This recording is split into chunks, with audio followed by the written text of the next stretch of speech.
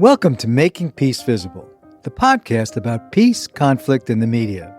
I'm your host, Jamil Simon. I don't think there's any doubt that people feel that making peace, that is, peace building, is a positive thing. But as we've said many times on this podcast, peace building is invisible.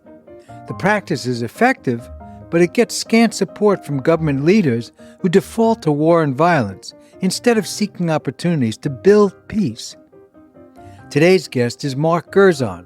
Mark is a peace builder who's worked in several high-conflict zones, specializing in leadership and bridging divides.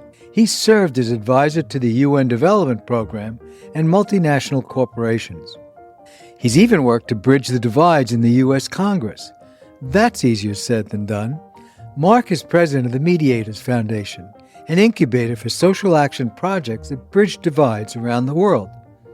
He's also an author and a documentary filmmaker.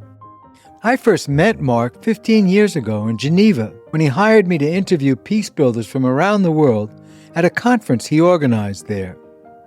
Speaking with these remarkable individuals, humble leaders who had all worked to resolve devastating conflicts, turned out to be a life-changing experience for me. It led to the work I'm doing now. These days, Mark is thinking about how to make peace building more practical and more accessible to both the public and to donors. He says the messaging we've been using for years, grounded in a moral imperative for peace, isn't working. Today we're going to focus on re-envisioning the way we describe the practice of peace building to make it mainstream, especially in the United States. Mark, welcome to Making Peace Visible, and thanks for joining us. Great to be with you, Jamil. Thank you. Let's start with the basics. What is peace building and who does it serve?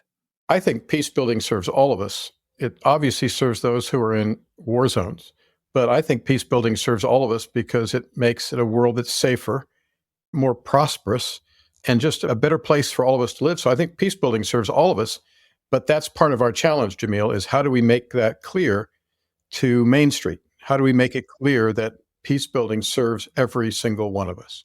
I think that's true, but who supports the practice? Taxpayers, philanthropists, multilateral organizations like the UN? Right now, not enough people support it. I was just checking the figures, and U.S. spending is roughly $900 billion on war making and $6 billion for peacemaking. Well, that's a ratio of 150. We're spending a fraction on peace building, and we're paying a price for it. So I'd say, when you say who pays for it, right now, nobody's paying for it. Some foundations do peace work. Some governments, of course, fund UN agencies or do their own peacemaking work. But basically, it's completely underfunded. It has been since I was in my 20s when I first wrote about this for a Carnegie Foundation project and looked at the figures, and I'm now in my 70s. And it hasn't gotten any better, which is why I think we need to look at how do we make the case for peace building more practical. I think that's really the challenge that we face right now. Who are peace builders? Well, there's an international set that you and I worked with in Geneva and that are still out there. In almost every war zone, there are peacemakers. But the peacemakers, we don't hear their names. We don't see their faces in our newspaper. We know the names of the generals and the presidents and the war makers, but we don't know the role and the identity of the peacemakers, which is why in the project that you were referring to, we started something called the Conflict Transformation Collaborative 20 years ago. And the goal was to bring the peacemakers of the world together into a network so that they could speak collectively and to empower them, basically to say we need to hear the voices of peacemakers as loud, if not louder, than we hear the voices of the generals and the presidents. Yeah, it's something I've said about peace builders all the time is that their biggest problem is that they're such nice people. And they don't necessarily assert themselves in a sense. There are other professions that attract people who like to talk about their work, but not peace builders. Well, we make moral and ethical and religious arguments on behalf of peace, which are all, sound arguments. We should be morally in favor of it. We should be ethically in favor of it. Religion certainly does say, bless the peacemakers. But I think we also need to start making the case on a much more practical level that's physical, that's economic, that's political, that's strategic, and that takes into account the fact that people are afraid. And peacemakers, we need to get ordinary people to realize they should be more afraid of war than of the, quote, enemy, unquote. And that's our dilemma, is that the war makers are very good at making people afraid of their enemy. And they hide the fact that war itself and the cost and price of war, both financially and in terms of life and death, war is more expensive than peace. And we don't make that case clearly enough. No, we don't. A colleague was talking about the war in Gaza and Israel and said that the number of peace workers and peace organizations in Israel is the best kept secret in the world. You know, there are hundreds of organizations working on both sides, working for peace, and they get no attention whatsoever. I agree with you, and that was very vivid last October. If I say October 7, everybody knows what happened on October 7th. It was Hamas's vicious attack on Israel. But if I say October 4th, people just give me a blank stare. They have no idea. Well, on October 4th, 15,000 Palestinian and Israeli women marched for peace. And we don't know that. That's not news. And it needs to be news. And those organizations are the true heroes. You know, most people can't name one. They can name Hamas. They can name the Israeli Defense Forces. But if I said, now name a peace organization working across the Israeli-Palestinian divide, they couldn't name one. And that's the problem. It's not practical. And it's, to quote the title of your project, we need to make that visible. Right. And, you know, on the other side of the spectrum would be the people who see the world in terms of power politics or real politics. I mean, in this worldview, political actors, no matter what they say, always put their own interests first. An obvious contemporary example would be Benjamin Netanyahu, who many people believe is continuing a brutal war in Gaza in order to stay in power as prime minister of Israel.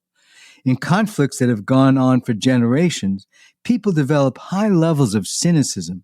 So for people who see the world in this way, it seems like peace needs to be framed as in their own self-interest or national interest. And how do we do that? Well, and just before I answer your question, I'll just say it. And Hamas is doing the same thing on its side. Right. That's so true. The war is there to keep Hamas in power. And once the war is over, Hamas will find itself disregarded and disliked by the Palestinian people. So yes, war is a conspiracy between Hamas and Netanyahu to keep themselves in power. I say conspiracy, not consciously, obviously. So the question then is, how do we empower the peacemakers? What I've realized over the last 50 years is the role of fear. And war makers have been very good at manipulating the part of the brain called the amygdala. Now, 50 years ago, we didn't know about neuroscience, what we know today. But we now know that's the classic way you get people to support war is you tell them they're being attacked and that they need to be afraid of the enemy and that you need to support them and give them and their military more money and more support. So even today, at the level of spending that we're doing, which is, as the United States, we're spending more than the 9 other countries, highest spenders in the world combined. Most Americans don't know this. They don't know that we spend more than the 9 highest spending countries other than us in the world. Combined. And yet we have a Senator, Roger Wicker in Mississippi, saying we need $55 billion more for a generational upgrade in our military. So Right, I read that. And so it's very clear that there's no amount of money when the amygdala is being manipulated and you're being told that you should be afraid of this terrifying enemy. There's no amount of money that will ever quiet the amygdala. So peacemakers, they've made arguments like the one we're making. And I think we need to start talking now more about how do we address the amygdala? How do we, as peacemakers, address the amygdala and say, we need to be afraid of our military spending, and we need to be afraid of what would happen in a war. And the technology that's here today, I was born in the nuclear era, so were you. So we've lived our lives in the era of nuclear weapons, but the prevalence of nuclear weapons today and the power, it's very clear. It's been very clear for our whole lives that war is not the answer. So how do we communicate that in a way that addresses the amygdala? And instead of making a moral argument and they're making a fear-based argument, we need to talk about fear. What are we really afraid of and what should we really be afraid of? And we are impoverishing our nation. We are impoverishing ourselves and creating an economic crisis for no benefit. So these neurological and economic arguments, I think that's where we need to make our case, not so much on that peace is noble and peace is virtuous and peace saves lives. Those are great arguments. I believe them with all my heart. But let's start getting practical for people. And I have particular experiences that I'd love to share about How do we make that case to a businessman? How do we make it to a mother or a father? How do we make it to ordinary people so that they really understand the role of peace?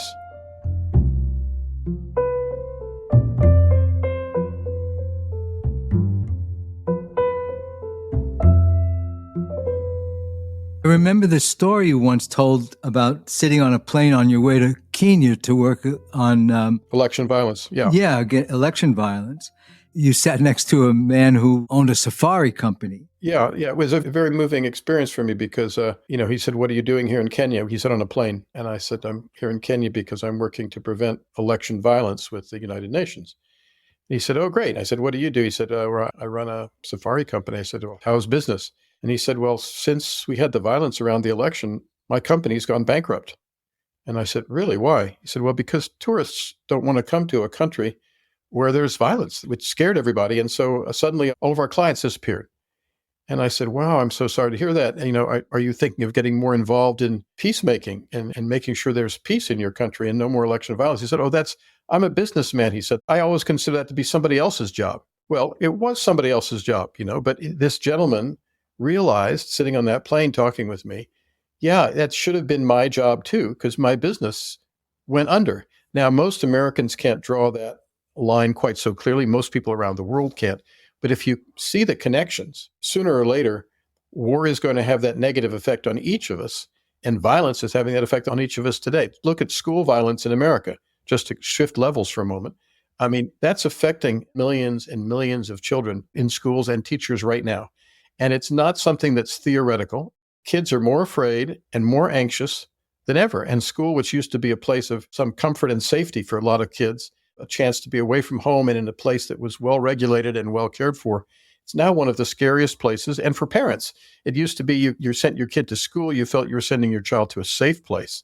And now you're wondering, what's going to happen to my son or daughter at school? So it's like that cost is extremely hard to measure. But whether it's speaking domestically about guns or internationally about war, we need to start speaking to the basic instincts of people and not to their kind of like just to the highest moral, ethical levels, because I think there's a strong case to be made physically, economically, socially, on every level for peace. I couldn't agree more. I mean, looking at the current moment and the future, a big question of mine is how can we convince the public that peace is actually possible? I was delighted that our mutual friend, William Ury, named his book Possible. I think that's the key, to get the public to see peace as a possibility. Then they can support it more vigorously. If the public believed in peace more, perhaps they would become less supportive of our massive military expenditures that seem guaranteed simply to create more war and violence. What do you think about this emphasis on possibility? Well, I think it's key that we have to untangle something that I think people have been persuaded by for generations, which is they say we have peace now, and we have peace because of that $900 billion we're spending. Right. That's why we have peace. That's why there's no one attacking the United States. And, obviously there's some truth to that. You can try to buy your way out of fear, but it's ultimately not working, because if you look at what's happening, we are now involved in a war in the Middle East. It's our bombs. It's our military. It's our budget. We're involved in a war in Eastern Europe, in Ukraine. We're actually involved in a number of others around the world more quietly. So the notion that we're not at war is an illusion. And that's definitely an illusion for all those families who lost, their daughters and sons in Afghanistan and Iraq. We were at war for 25 years. So the notion that we are somehow at peace, we haven't been at peace for a generation. And we're not at peace now. We don't have men and women in our uniforms dying at the moment, but we're still at war. So it's not working, and it's going to work less and less as time passes. In fact, as I said earlier, it's a bottomless pit. We're approaching $1 trillion annually to, quote, keep ourselves safe. And it's killing our economy, and it's killing our country. And I'm not a conservative who says we need to pull out of Ukraine or pull out of the Middle East. I'm not somebody who's like an isolationist. But I am definitely somebody who believes in what I would call a multi-track approach to diplomacy. And multi-track means that you use diplomacy and investment in people's lives more and more often and more readily than you do military. And right now we're a single track country. We're a single track that focuses totally on military efforts to maintain peace. Our work diplomatically and as peacemakers is almost non-existent. We recently interviewed Steve Kallela at the Institute for Economics and Peace a few weeks ago, and his research makes it abundantly clear that countries that are peaceful have stronger economies. In fact, peaceful countries are better off in a variety of different metrics. They're more resilient, they're more successful in lots of ways. How can we incentivize people to try peaceful solutions? I mean, I guess, to some extent, in line with what you've been saying, they have to somehow suspend their fear long enough, to support peace efforts. Well, I love Steve's work, and the Institute's work is extremely important because he's stressed the economics of peace. And I had a very vivid experience in Costa Rica a number of years ago, where I was on the same stage with Oscar Arias Sanchez, the former president who had, basically ended Costa Rica's expenditures for an army. He said, we are not going to invest in an army. We're going to invest in our country and our well-being. And it has not endangered Costa Rica. It's empowered Costa Rica. Why is Costa Rica the country that Americans want to go to on their vacations? We're not heading to Nicaragua or El Salvador the same way we're going to Costa Rica because Absolutely Costa not. Rica is a safer country. It's a saner country, and it's a more prosperous country. Now, it's not perfect. There's still challenges, but he had the courage to say, we don't need an army, and instead took that resources to build strong relationships with neighboring countries. Now, again, there are other countries that have greater risks, but Costa Rica didn't say we have to make the world safe for democracy. They said we have to make the world safe for Costa Rica, and we can do that better without an army. Now, I'm not, again, saying that the United States should abolish its military. We're a different country with a different purpose in the world. But at the moment, this notion that we make the world safer by having this incredible arsenal of weapons is just one track. And we've overinvested in one and underinvested in the others. I think that's a great way to put it, that we've overinvested in one way of dealing with conflict and underinvested in what I guess we both feel is a more effective way of dealing with conflict. One thing that was encouraging was that the G7 summit made a statement pledging their support for civil society organizations that are promoting peace. And it gets back to what we said earlier about the best kept secret in Israel is the number of organizations that are working for peace. And it's civil society organizations, grassroots civil society organizations that are doing some of the best work on provoking peace in their countries.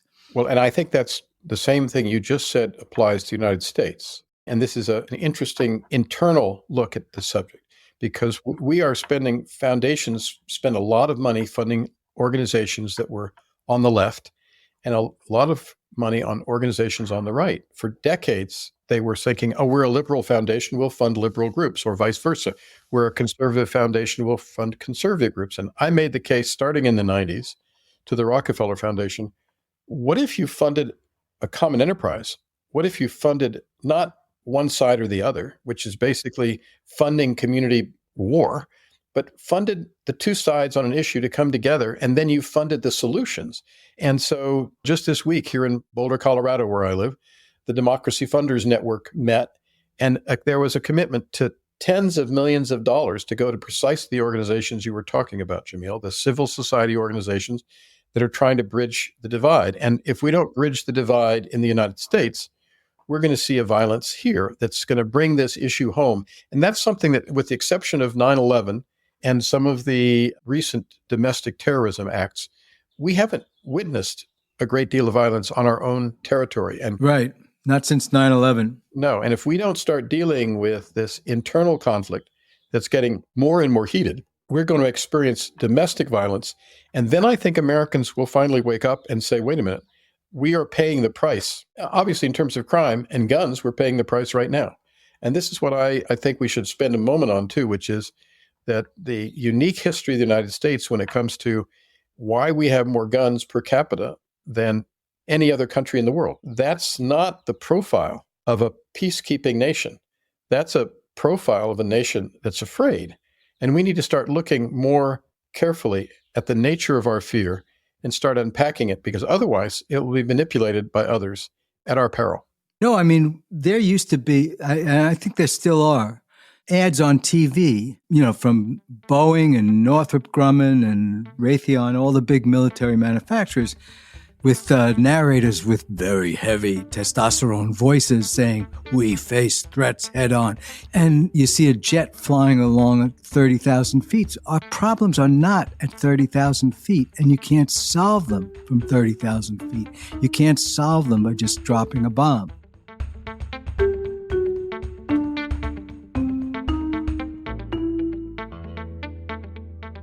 Well, let's talk about the importance of leadership, because that's really where we're ending up. In your book, Leading Through Conflict, you contrasted an authoritarian leader like Trump, and this was written quite a few years ago. You compared him to a leader who's by nature a mediator. Can you say more about that? Because I think that's part of what we need is better leadership. Well, I appreciate you bringing up that word, which we haven't used yet, leadership, because in English, the word leader is a strange word, because a leader can refer to Gandhi or a leader can refer to Hitler. It's this morally neutral term. It can represent the worst tendencies in us and the best tendencies. And so what I did, you're absolutely right. The book was written in 2006 and published by Harvard Business School Press. And it was not about Trump. It never mentioned Donald Trump, but it looked at leadership that leads to violence, war, and genocide. And it called those leaders demagogues. And yes, it's true, Trump fits that profile.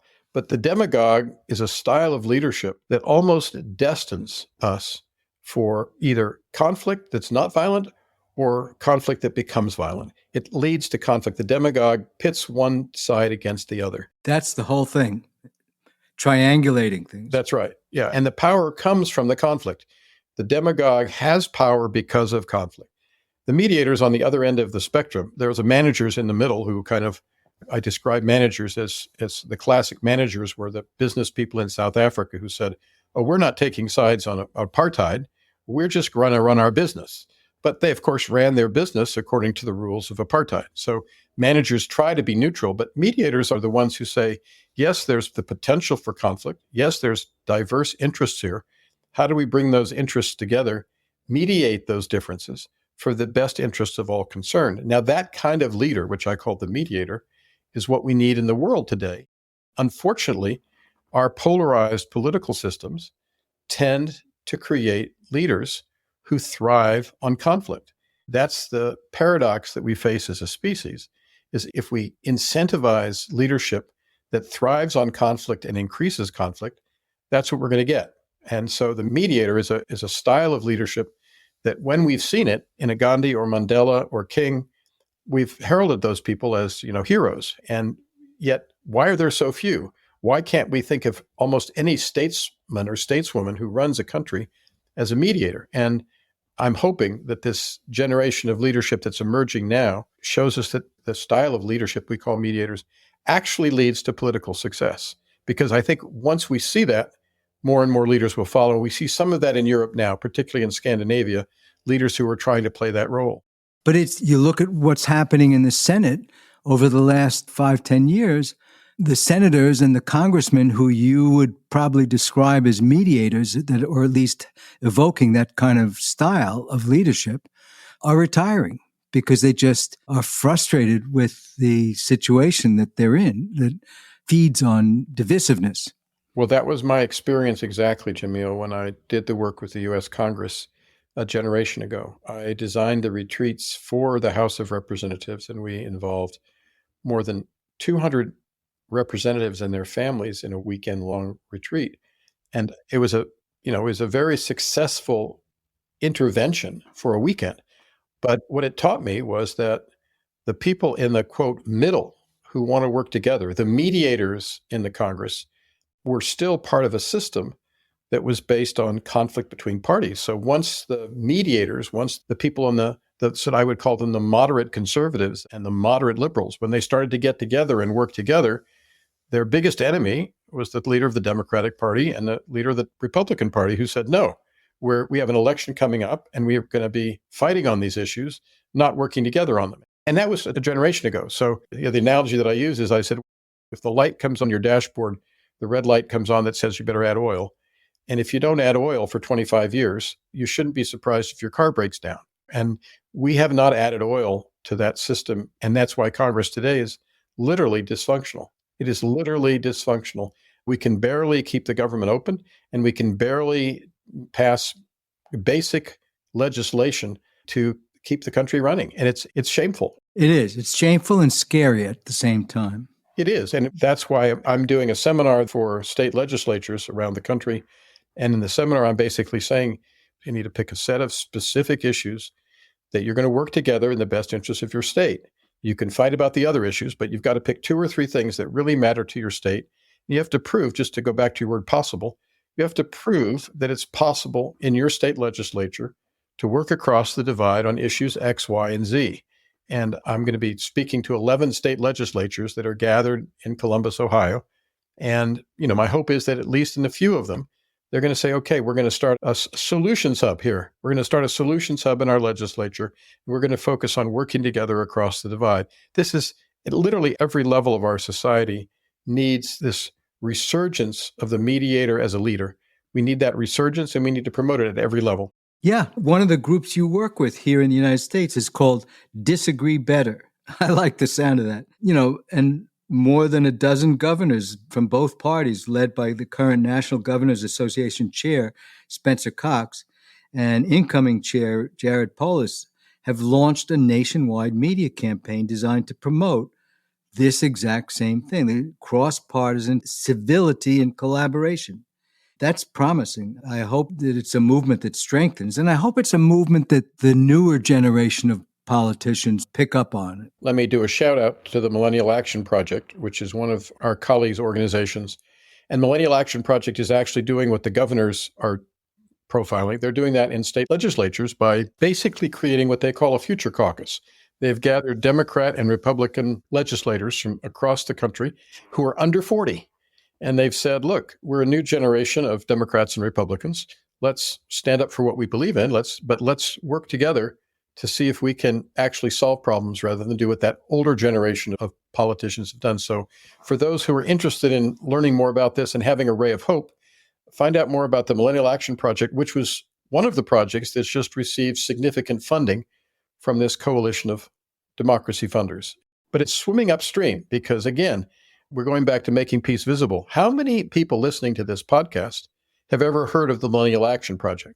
Probably very few. Whereas everybody's heard about Trump and Biden, everybody's heard about Lauren Boebert and Marjorie Taylor Greene and Ocasio-Cortez, but have they heard about the Millennial Action Project? And if not, why not? And that's where we get to the role of the media, Jamil, which is where you and your organization have been a pioneer for so long. Yeah, we live in a very dense media environment, and it's really challenging to penetrate it. It's really challenging to be heard in this kind of environment. And to some extent, it's also a problem that has to do with the social media platforms that have algorithms that promote divisiveness. And in the same way that newspapers and politicians, they just want to get people to click, the algorithms are just promoting divisiveness. It's true. It's true. And that's one of the areas where I'm hopeful that in Kenya, when I worked for the UN there, the peacemakers who were trying to prevent election violence made an arrangement with the cell phone company. And they used cell phones to send out messages, giving, first of all, factual information about what was actually happening to dispel rumors and creating incentives for peace. And the cell phone company was a participant and colleague of the peacemaking groups. And so it was an example of the fact that we can use our social technology.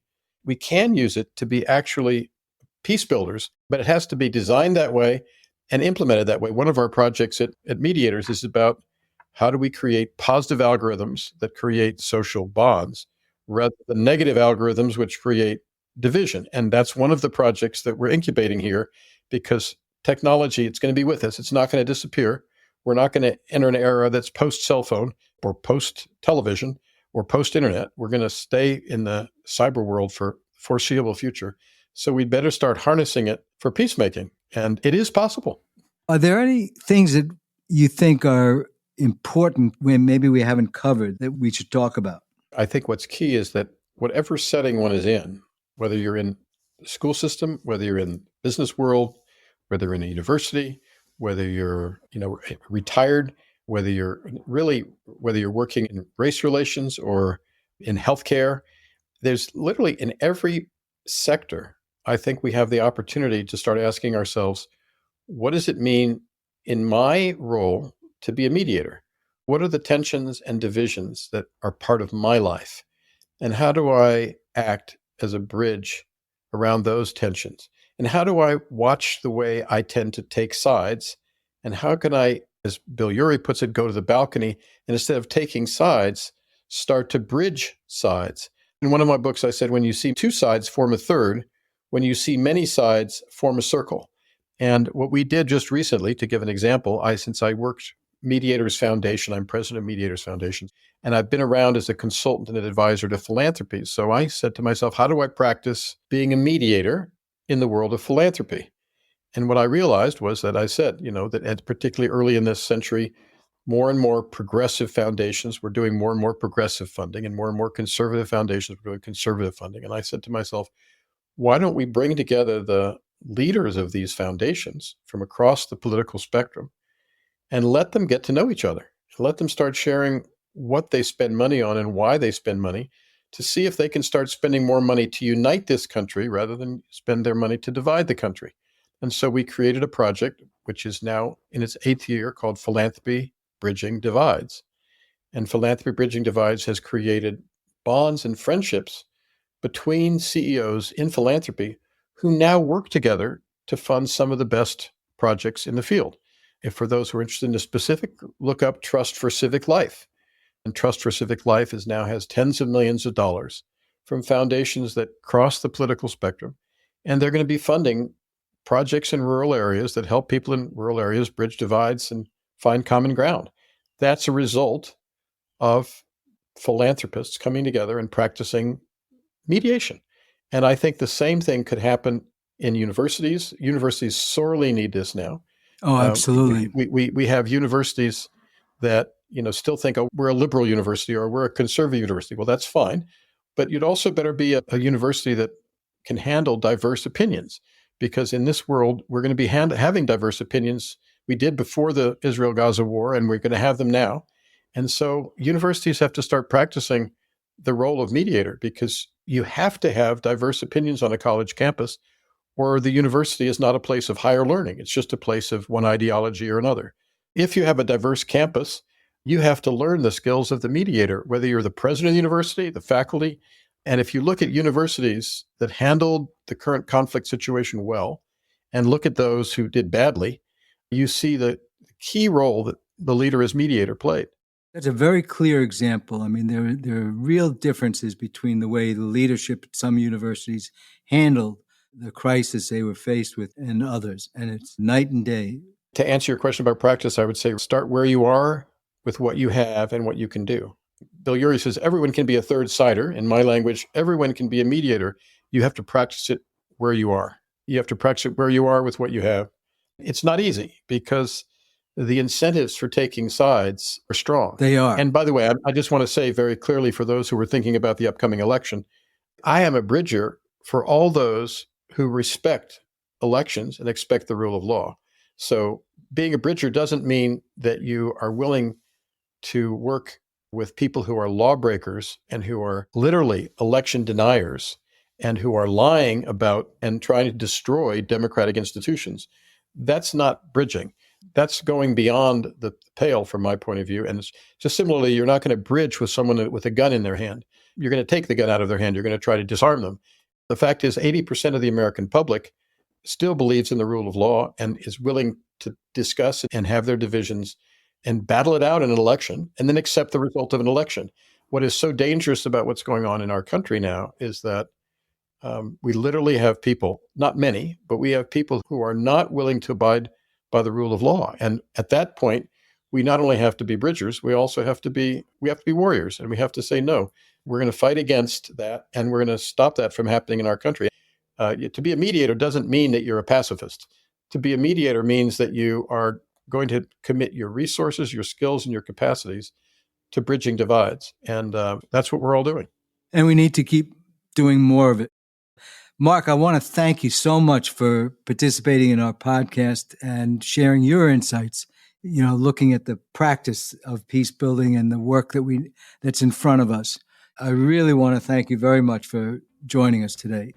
It's been a pleasure, and I want to honor you and what Making Peace Visible does, because you've been trying to create daylight and shine a light on peacemaking for a long time, and we need that in our country right now more than ever. Jamil, thank you. Thank you very much. If you'd like to learn more about Mark Gerzon and his work, go to mediatorsfoundation.org. Also, check the show notes for links to some of Mark's books, films, articles, and talks. The Making Peace Visible podcast is produced and edited by Andrew Maraskin with help from Faith McClure. Stephen Youngblood is the Education Director of Making Peace Visible, and I'm Jamil Simon. Making Peace Visible is a newly incorporated 501c3 nonprofit, and we're growing. We're looking for board members to join us in working to amplify narratives about peace and reconciliation. If you'd like to know more, email us at info@makingpeacevisible.org. You can also write to me directly at jamil@makingpeacevisible.org. Coming up next time, we speak with an incredible peace builder from the West Bank, Ali Abu Awad, formerly a fighter who lost his brother in the conflict with Israel and spent time in jail. Ali realized that nonviolence was more powerful than violence. He's the founder of Taghir, a grassroots Palestinian nonviolent movement. You won't want to miss this one. That's coming up in 2 weeks. If you haven't already, make sure to hit the subscribe or follow button wherever you listen to podcasts. That way, Making Peace Visible will show up in your feed every other Tuesday as soon as the new episode comes out. Thanks so much for listening, and talk soon.